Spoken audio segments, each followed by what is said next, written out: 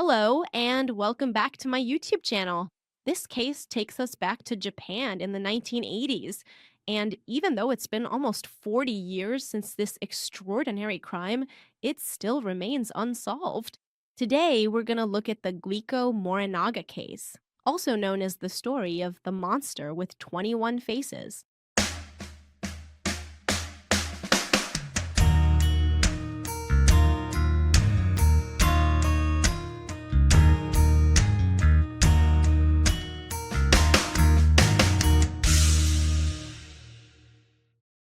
To start talking about this story, we need to look at our two main victims, Glico and Morinaga.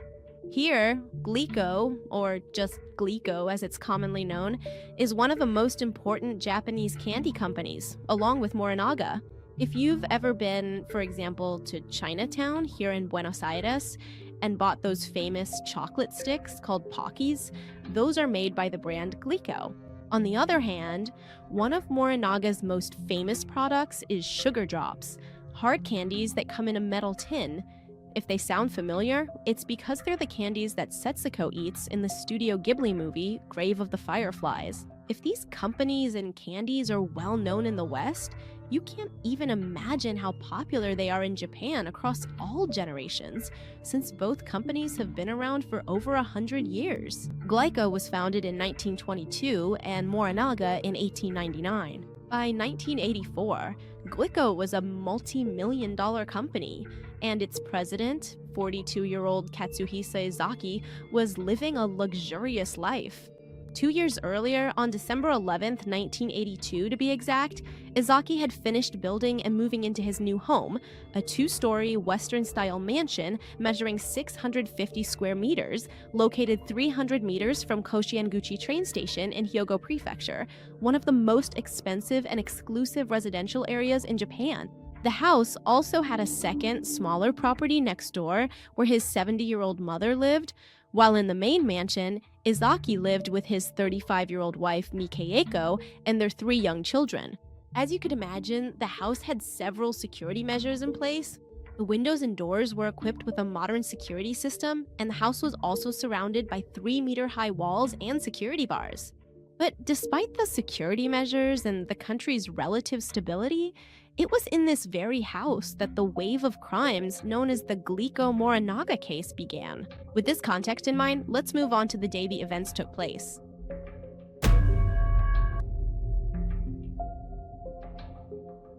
At 9 o'clock at night on March 18, 1984, two masked and armed men entered the home of Katsuhisa Izaki. The men climbed the 3-meter wall using a ladder that had been hidden in the bushes of a nearby house. After crossing the yard, the two men first encountered Izaki's mother in the living room, where she was watching television. Without making any noise, they managed to remove the window glass, enter the house, and covered the woman's eyes and mouth, as well as tied her hands with the telephone cord, which they cut. Then they searched the place for about 20 minutes until they found the mansion's key inside a drawer and headed there. In the second-floor bathroom of the mansion was Izaki, who had returned from the wedding of a business partner's son a few hours earlier. Izaki was bathing with his 4-year-old daughter and his 11-year-old son. Izaki's wife, meanwhile, was in the master bedroom, also located on the second floor, watching television with their 7-year-old daughter. They were the first ones to see the kidnappers enter the house. And even though she offered them money for her children's safety, the men tied their hands, covered their eyes and mouths, and locked them in the ensuite bathroom of that room after cutting the house's phone line. It was in the other bathroom where the kidnappers found their target. At gunpoint, and with time running out, the two men took Izaki to another room where they let him put on a towel before tying his hands. Then the two men escorted Izaki out to the street, where a red 2-door car driven by a third person was waiting for him. Once inside, the car sped away from the scene. After 6 minutes of struggling, Mikaeko managed to cut through the tape binding her hands by rubbing them against the corner of the bathtub. After that, she freed her daughter and tried to call the police from the room's phone, which she obviously couldn't do. However, the phone downstairs was still working, so she called the police and the vice president of Glico, Isaki's younger brother. At first, Makeo thought it was a robbery, but after finding her two children alone in the bathtub, she realized what had really happened. Her husband had been kidnapped. The police arrived at the crime scene around 10 o'clock p.m. and began a search operation throughout the area.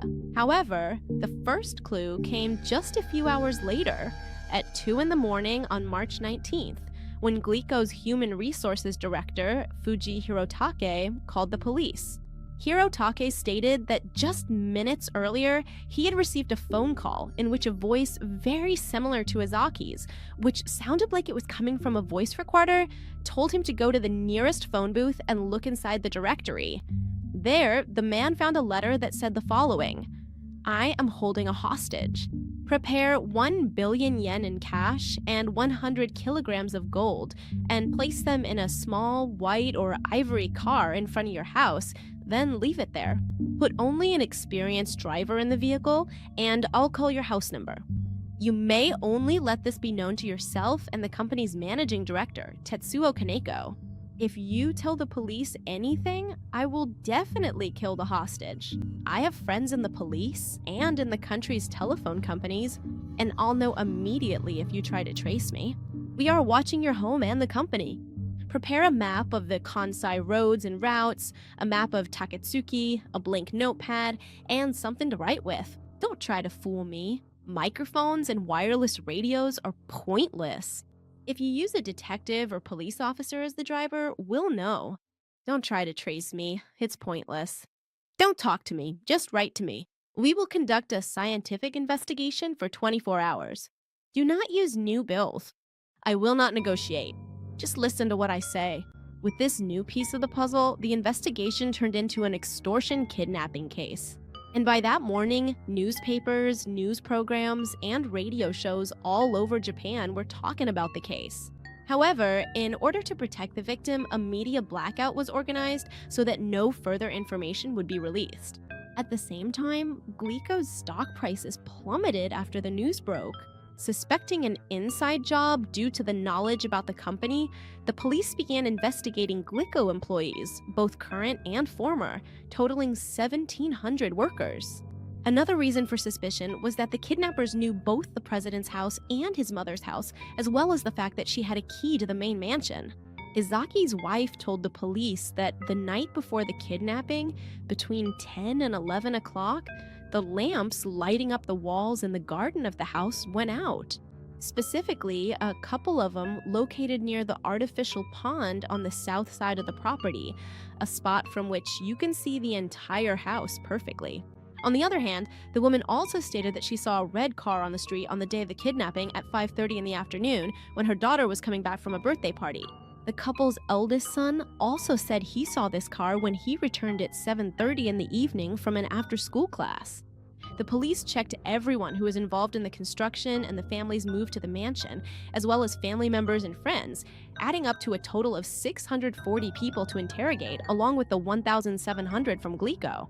Another factor that also had to be taken into account was that even though the amount the kidnappers demanded was enormous, by that same March 19th, it had already been collected in full. Let's keep in mind that 1 billion yen at that time was $4.5 million, which the kidnappers wanted exclusively in old bills, while 100 kilos of gold was, at that time, 300 million yen, and of course, weighed 100 kilos. That afternoon, the kidnappers called Fuji Hirotake's house again, once more using the Glico president's voice on a tape recorder. They instructed Hirotaka to get in the car with the driver and go to the Kotobuki restaurant to receive further instructions. Once there, the kidnappers called the restaurant and said that the president of Glico was in a hospital in Setsu. However, this led to a dead end. The kidnappers did not show up at the restaurant to collect the money, nor was the kidnapped man found in any hospital in the area.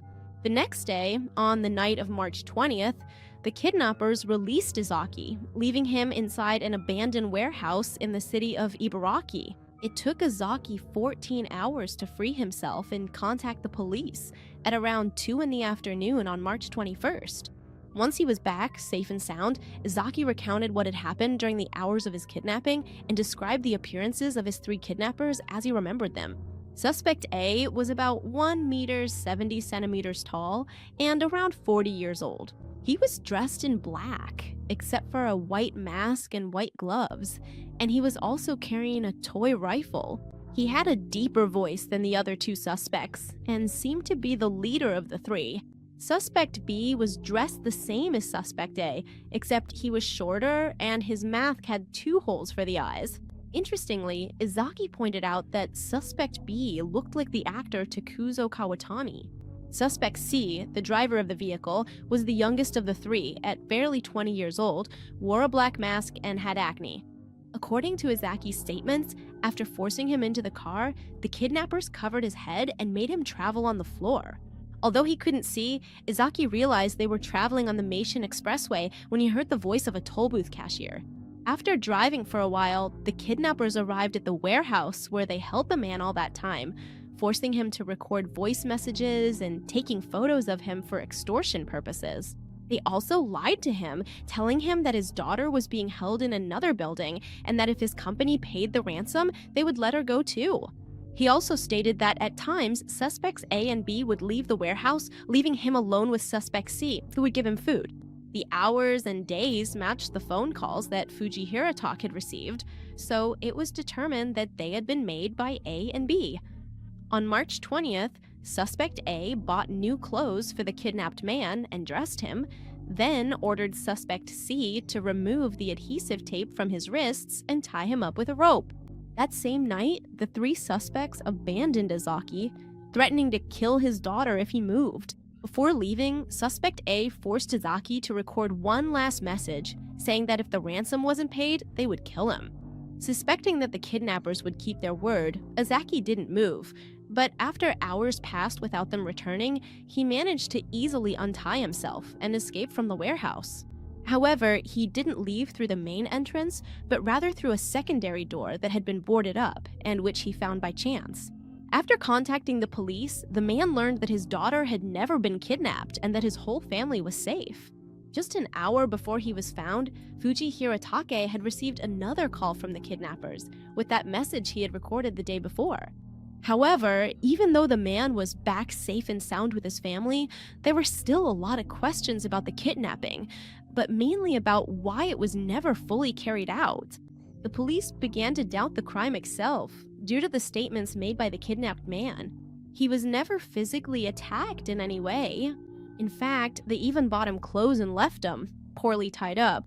And on top of that, he managed to escape through a secret door that was hard to access, which he said he found by chance while looking for a way out. The biggest reason to be suspicious also had to do with money.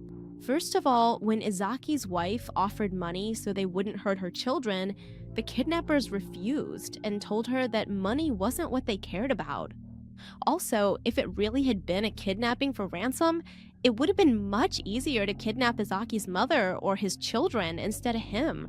All of this pointed to the fact that the kidnapping had nothing to do with money, but rather with sabotaging the Glico company itself, and the crime was just beginning. A few days later, after being released on April 2nd, 1984, a package arrived at Katsuhisa Izaki's house. Inside was a bottle of eye drops filled with hydrochloric acid, a cassette tape with one of Izaki's recordings from when he was kidnapped, and a letter addressed to him that said the following: "Dear Katsuhisa, don't show this to the police. How dare you break our promise and run away from us? I told you that if you ran or disobeyed us, we would kill you and Mariko, your daughter.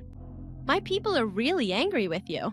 Some people are telling me to kill your daughter like I promised. There are also people telling me to kidnap you again and wash your face with a little hydrochloric acid. There are also people telling me to just blow up your whole house with dynamite.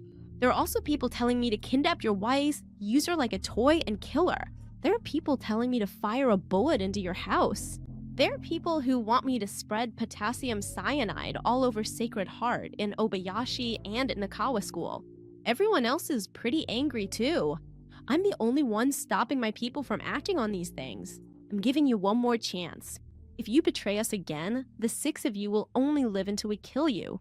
You should start making arrangements for your grave. We will never be caught by the police.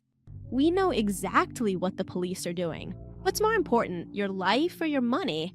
If you care more about living, get the money ready. If you want to die, contact the police. I took 5 Polaroids of you at the warehouse.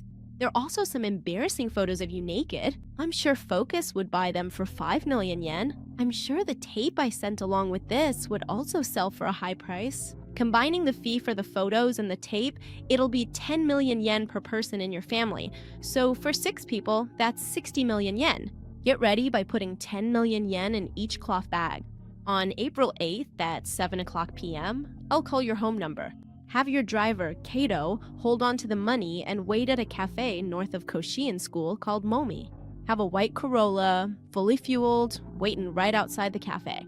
Once I call your house, call Kato at the cafeteria. If Kato can't come, have someone from the president's office come instead. You can only talk about this with Miko and Yoshi. Okubo, Kaneko, and Fuji are all irrelevant. They'll tell the police, and if that happens, the 6 of you have less than a year to live. I'll forgive all 6 of you once I get the money. I'll never do anything to you again. If you're gonna give us the money, publish the following job ad in Mainichi, Yomiuri, and Asahi on either April 5th or 7th. And the job ad says the following: Wanted, blonde models, women under 20 years old, more than 20,000 yen per hour. Contact Azaki Glico, Personnel Department. If there's any trouble in the process of getting us the money, run the same ad on Sunday the 15th. Azaki notified the police about the letter, and they went along with the kidnappers' demands in order to arrest them. But once again, the plan came to nothing since they never made contact despite having done everything they asked. The only thing they received that day, April 8th, was a letter addressed to the police that said the following: To the fools of the Japanese police. Are you stupid? There are so many of you. What the hell are you doing? If you're real professionals, try to catch me. There are too many disadvantages, so I'll give you a clue. We are not relatives of the Azaki family. We are not part of the Nishinomiya police. We are not part of the company that owns the warehouse. The car I used is gray. I bought the food at Daiei. If you want new information, ask for it in the newspaper. After telling you all this, you should be able to catch me. If you don't, the police will just be tax thieves. Should I kidnap the chief director of the prefectural police? 2 days later, at 8 o'clock in the evening on April 10th, the central Glico factory caught fire, burning down the prototype and testing rooms as well as the workers' break area, resulting in a total loss of 166 square meters. Almost simultaneously, another Glico factory, part of the nutrition division, also caught fire. This fire, however, was put out almost immediately, leaving no damage. 12 days after this incident, on April 22nd, Izaki received another letter from the kidnappers that said, Dear Katsuhisa, I am proud of you for making a decision. I won't tell the police or the media about this deal, so make sure you bring the money. I also won't do anything to your driver, Kato. Don't worry. Prepare by putting 10 million yen each in cloth bags. Then put him in a white leather bag, have Kato wear a white or ivory raincoat, and drive a white or ivory Corolla. We'll call Fuji's house at 7:30 p.m. on Tuesday, April 24th. Bring something to take notes with in your glasses. Kato should wait at the restaurant called Downhill in Kozushima, Toyonaka City. Have the money ready there. Fuji should contact Kato at Downhill. Our voice on the phone will sound strange, but try to listen to what I'm saying. If you can't hear something, let us know. Once we get the money, we will forgive the president, Glico, and everyone else. You know you can't trust the police, right? The cop who brought the newspaper to the cafe the other day looked like he was straight out of a cartoon. If you betray us again, we won't write to you anymore. Glico will shut down, and all of you will disappear into nothingness. This letter was signed by the monster with 21 faces, the first time the kidnappers and extortionists themselves used that nickname. The name is a play on words and a reference to the character the Fiend with 20 Faces, the antagonist from a classic series of Japanese detective novels written by Edogawa Ranpo in the early 20th century. 1 month later, on April 10th, the police received a letter signed by the monster with 21 faces. The letter said the following: To the poor police officers, if you lie, then you are thieves. I told you from the beginning that it was a mistake.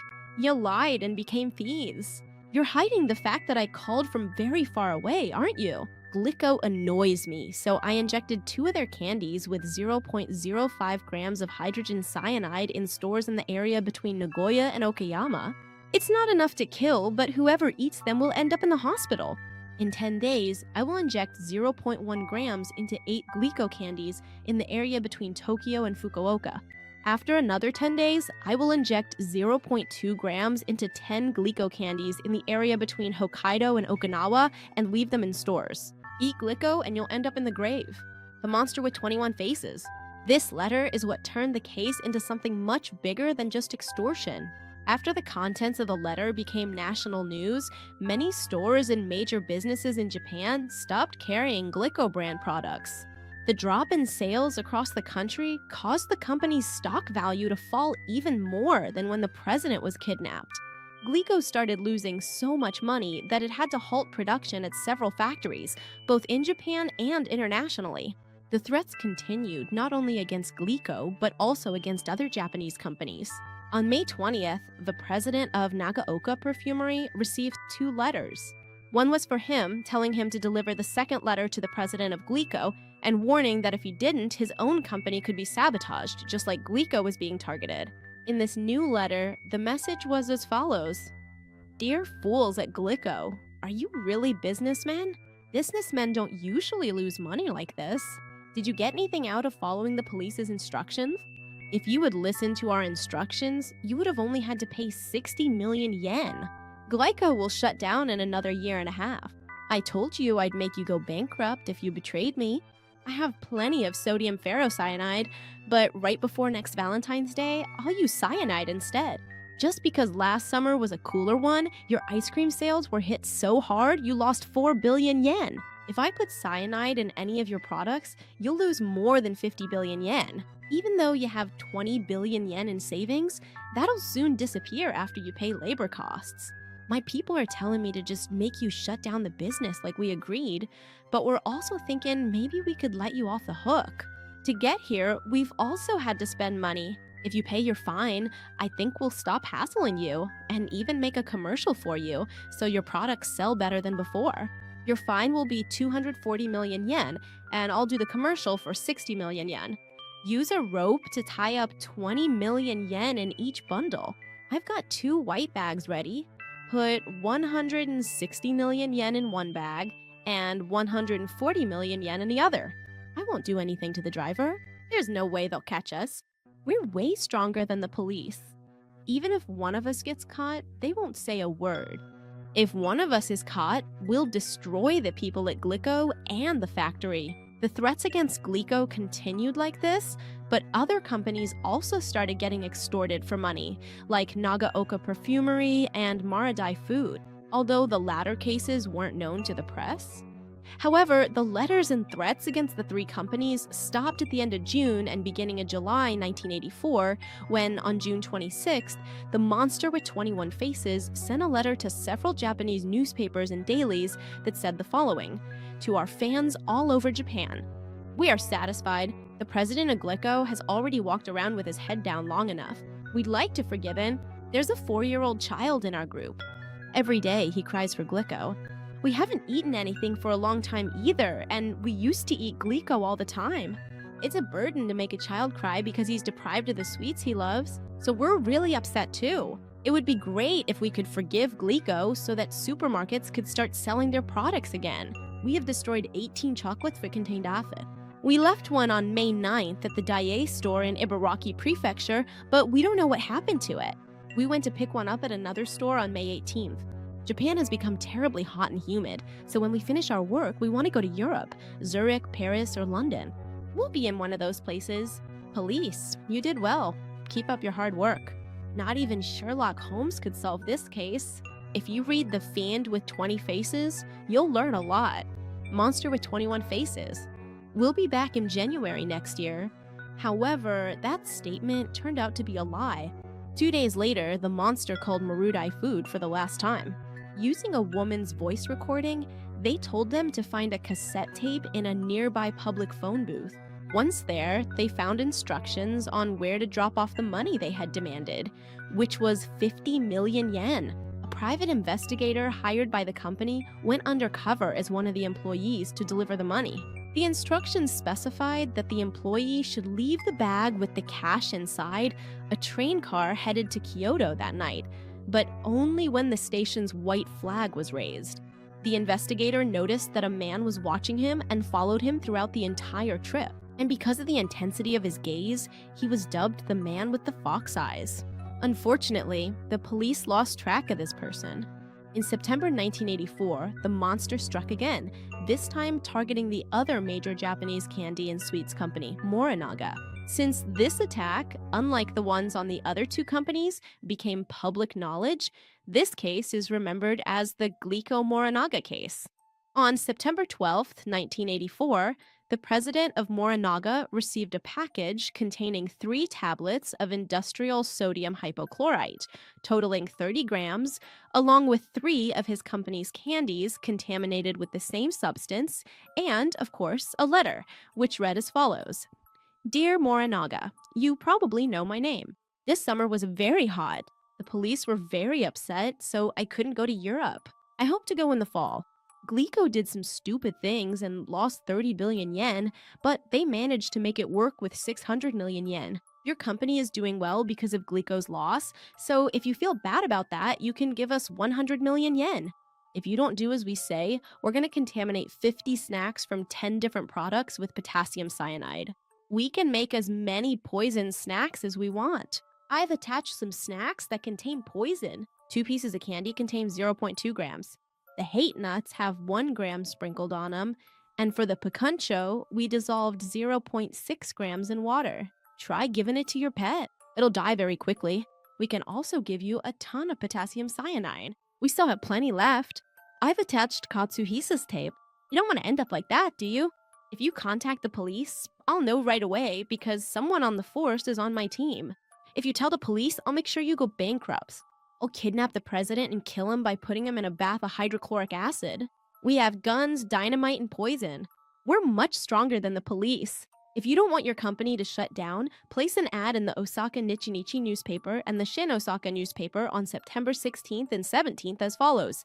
Urgently needed, truck drivers for small trucks. Age up to 35 years old. Salary over 180,000 yen per month. Transportation allowance provided. Salary increases twice a year. Nara Hamare Brewery Personnel Department. I will collect the money on Tuesday, September 18th. Prepare 10 million yen and bundle it in stacks of 5 million yen each. Prepare 2 white plastic bags, put 50 million yen in each, place them in the company car's trunk, and wait. Have an employee wait at the restaurant called Uza on Route 1 in Moribouchi City. We won't do anything to the person bringing the money. We will call the company at 8:30 p.m. The director of the Kawaii department will answer and get in touch with the employee at the restaurant. We'll let you know where we leave the letter.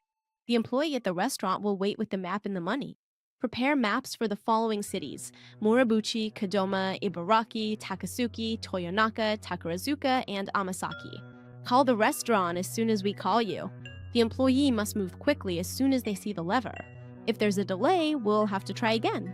If we can't complete our deal because of you, we'll raise the price by 200 million yen. If we can't complete the deal because of us, we'll contact you again. If you contact the police, there's no deal. I'll make sure you go bankrupt. The voice will sound strange on the phone, but listen carefully. Kawaii and the employee must practice contacting each other beforehand. No matter where you are, we're watching you. The monster with 21 faces. As you can imagine, just like what happened with Glico, even though the instructions for delivering the agreed payment were followed, it never actually happened. A month later, the monster showed up again, this time appearing in public. On Sunday, October 7th, 1984, around midnight, a man walked into a mini-mart in Nishinomiya. This person, at least 1.7 meters tall and muscular, entered the store wearing a cap and glasses that covered his face. The man walked around the entire store looking for security cameras, which were indeed there, and all of them recorded his actions. In the videos, you can see the man buying a magazine and leaving quickly. But it was also recorded that he left a rectangular object on the store counter.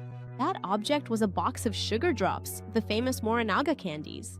The candies inside were contaminated with 0.18 grams of potassium cyanide. To give you an idea, the lethal dose for humans is 0.1 grams per 50 kilos of body weight, so the box contained enough poison to kill at least 15 people. However, the box had a note that literally said it was poisoned. obviously signed by the monster with 21 faces.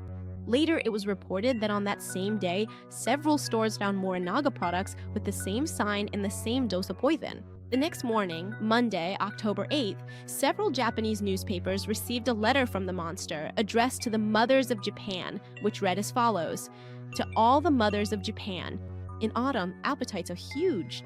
Candy is awesome. When you think of sweets, no matter what you say, it's Morinaga, right? We added a special flavor. The taste of potassium cyanide is a little better.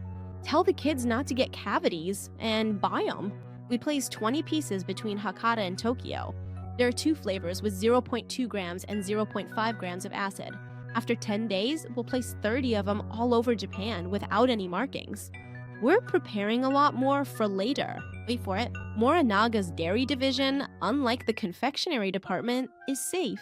The monster with 21 faces. P.S. Moms, did you know this? If Mr. Tsuki from the National Police Agency and Shikata from the Osaka Police Department don't catch us, they'll be fired. Poor Dan. Suzuki, Shikata, let's put an end to this, okay? It can't be helped. Just like what happened with Glico, Morinaga products were also pulled from store shelves, causing millions in losses and forcing the company to lay off 450 employees. Their stock, on the other hand, dropped even more than Glico's, and in a much shorter time. The extortion continued with the same modus operandi for a while longer. The only possible suspects the police had were the man from the security footage and the man with the fox-like eyes. The latter was seen again by the police on November 14th of that year during another extortion operation by the monster that was being monitored by the police. However, once again, the man got away. On January 10th, 1985, the police released several sketches of what the man with the fox-like eyes might look like, as well as publishing the security camera footage and the woman's voice recording, hoping that someone would come forward to say they knew or could identify them. But there were no statements of any kind. The only person we know by name who came closest to being considered a suspect was Manabu Miyazaki, a writer, activist, and public figure who reported between 1975 and 1976 that Glico had dumped waste and polluted the rivers near its factories. His resemblance to the man with the fox-like eyes, along with the fact that his father had been the boss of a yakuza, which is basically the Japanese mafia, suggested that he could have been a good suspect. However, there wasn't enough evidence to consider him as such. Along with Miyazaki, the police also investigated whether any yakuza were behind the attacks, but there was little in terms of results. The case really came to an end when, on August 7th, 1985, the superintendent of police for Shiga Prefecture, Yoji Yamamoto, who had held that position since the whole case began in March of '84, ended up taking his own life after being unable to handle the stress of the case.